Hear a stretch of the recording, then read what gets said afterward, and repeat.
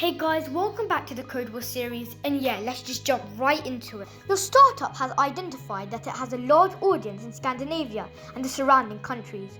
Marketing thinks it would be great to welcome visitors to the site in their own language.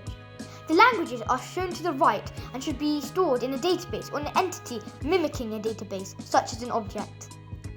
The task is to write a welcome function that takes the input parameter, language, and returns the correct greeting. It should default to English if the language is not in the database. To begin, let's just briefly explain what we mean by object. In programming, an object is a way to represent a real-world entity in software. For example, if we have an object called customer, the customer can have things known as properties and methods. An example of a property would be name, age, or address. An example of a method would be get customer name or add customer address.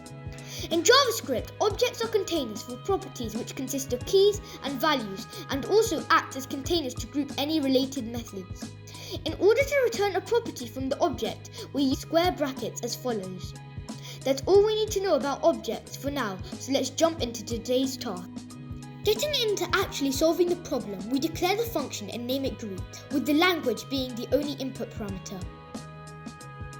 We then need to define our greetings object.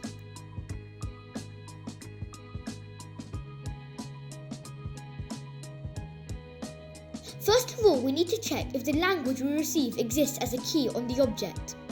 We can do this by trying to access the property. If it does not exist, we get undefined.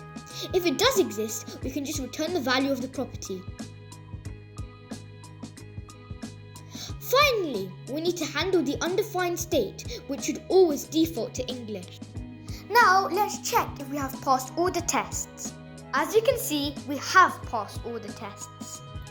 If you enjoyed this video, make sure to subscribe and turn on post notifications, and I'll see you in the next one.